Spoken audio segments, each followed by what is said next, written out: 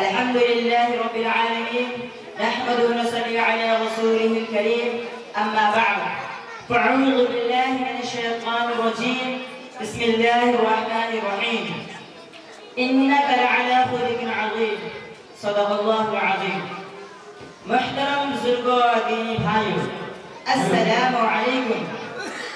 ابھی میں نے آپ کے سامنے کلام پاک کی تلاوت کی ہے جس میں اللہ عز و جل حضور اکرم صلی اللہ علیہ وسلم کی ایک وصف کا بیان کیا ہے کہ اے محبوب صلی اللہ علیہ وسلم ہم نے آپ کو بلند اخلاق کا پیغمبر بنا کر بھیجا ہے چنانچہ حضور پاک صلی اللہ علیہ وسلم کی حیات طیبہ میں اعلیٰ ترین اخلاق کے نمونے ملتے ہیں آپ صلی اللہ علیہ وسلم نے امت کو حسن اخلاق کی بہت زیادہ تعلیم بھی فرمائی ہے آپ علیہ السلام کے اخلاق کا یہ علم تھا کہ کوئی آپ کو گالی دیتا تو آپ اس کو دعائیں دیتے اور کوئی برا بھلا کہتا تو مسکرا کر گزر دیتے اور اس کو برا بھلا نہیں کہتے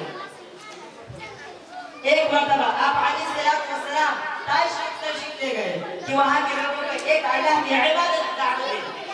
آپ کا یہ پیغام سن کر وہاں کے سردار بگڑ گئے اور بہت بے رحمی و تشویش سے در ہوئے آپ علیہ السلام نڈھال ہو کر ایک باغ میں بیٹھ گئے اللہ کے حمد کو جوش آیا اور ایک فرشتہ آپ علیہ السلام کی خدمت میں حاضر ہوا اور کہا کہ آپ اگر حکم دے تو دونوں جانب کے پہاڑوں کو آپس میں ملا دیں اور بستی والے سب اس میں پھنس جائے مگر وہ لوٹ جائے آپ علیہ السلام کے فرمایا نہیں مجھے پہچانتے نہیں جانتے نہیں ورنہ ایسا نہ کرتے اگر یہ آج ایمان نہیں لائے تو اللہ کی ذات سے امید ہے کہ ان کی نسلیں ایمان لائیں گی چنانچہ بعد میں ایسا ہی ہوا اسی قبیلے کے ایک نوجوان محمد بن قاسم اسلام کی دعوت لے کر ہندوستان آئے اور انہی کی بدولت آج ہم مسلمان ہیں الہی رحم کر کے سارے طائف کے مکینوں پر الہی رحم کر کے سارے طائف کے مکینوں پر الہی پھول برسا پتھروں والی زمینوں پر جہالت ہی نے رکھا ہے صداقت کے خلاف ان کو جہالت ہی نے رکھا ہے صداقت کے خلاف ان کو بیچارے بے خبر انجام ہے کر دے معاف ان کو اسی طرح ایک بڑھیا کا واقعہ ہے کہ روزانہ آپ علیہ السلام کے اوپر پورا کر کے پھینک دیا کرتی تھی مگر آپ علیہ السلام کچھ نہ کہتے اور خاموشی سے گزر جاتے ہیں ایک مرتبہ وہ بیمار پڑی آپ علیہ السلام اس کے بارے میں دریافت کیا بیماری کی خبر پا کر آپ علیہ السلام خود اس کی عادت کے لیے تشریف لے گئے بڑھیا نے جب آپ کو اپنے پاس دیکھا تو رو رو کر معافی مانگی اور اسی وقت ایمان میں داخل ہو گئے آج دشمنان اسلام نے یہ غلط خبر پھیلا رکھی ہے کہ اسلام تلوار کی روح سے پھیلا ہے مگر حقیقت یہ ہے کہ اسلام حسن اخلاق سے پھیلا ہے ایک حدیث میں آقا علیہ السلام کا فرمان ہے جس کا مفہوم یہ ہے کہ مفلس وہ نہیں جس کے پاس روپیہ پیسہ مال دولت ہو بلکہ مفلس وہ ہے جو قیامت کے دن بہت سارے نمازیں روزے زکات حج تلاوت و تسبیح کا ذخیرہ لے کر حاضر ہوگا مگر کسی کو گالی کی ہوگی کسی کو برا بھلا کہا ہوگا کسی کا حق دبایا ہوگا اس نے جو کسی کا حق مارا تھا اس کے بدلے میں اس کے نیک اعمال ان کو دے دیے جائیں گے یہاں تک کہ اس کے سارے نیکیاں ختم ہو جائیں گی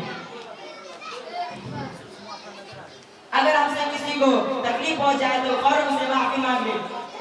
کیونکہ زندگی کا کچھ بھروسہ نہیں کب موت آ جائے ہم سے معافی نہ مانگ سکے اللہ سے دعا ہے کہ اب تک ہم نے جو لوگوں کے ساتھ بد اخلاقی کی ہے اللہ اس کو معاف کرے اور بسم اللہ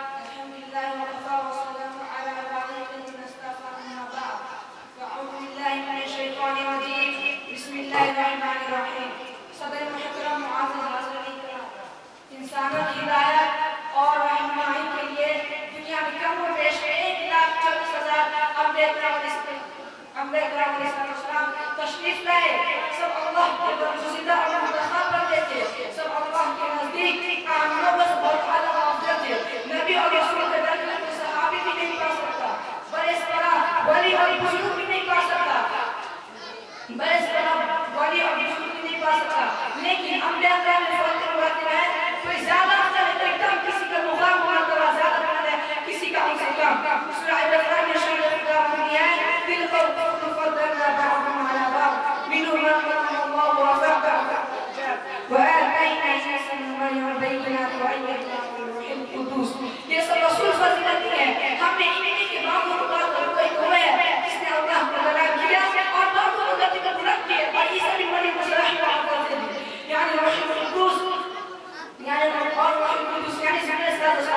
दिया। इस आयत में करीमा साफ पता चलता है कि नबी और रसूल के दरमियान फर्क है। किसी पर ज्यादा फजीलत हासिल है, किसी को कम, लेकिन हमारे लिए सारे अंबिया इस्लाम बराबर फजाइल है, सदर अहकाम से तौकीद है। हम पर लाजिम है कि हम सभी पर ईमान लाए, हम सभी पर ईमान लाए। तमाम रसूलों और नबियों पर, तमाम रसूलों और नबियों पर ईमान लाने के बारे में हमारा मालूम इस आयत में करीमा सुना चाहिए कि ला नुफर्रिकु बैन अहदिन मिन रुसुलि। हम किसी नबी और रसूल के दरमियान फर्क नहीं करते। मुसलमान ये हमने बोला नहीं है सिर्फ हज़रत मूसा अलैहिस्सलाम पर ईमान लाया, बाकी सब इनकार कर दे। ये ईसाई का नहीं है, सिर्फ हज़रत ईसा अलैहिस्सलाम पर ईमान लाया, और ईमान नहीं लाया। मेरे मोहतरम भाई दोस्तों, मुसलमान होने का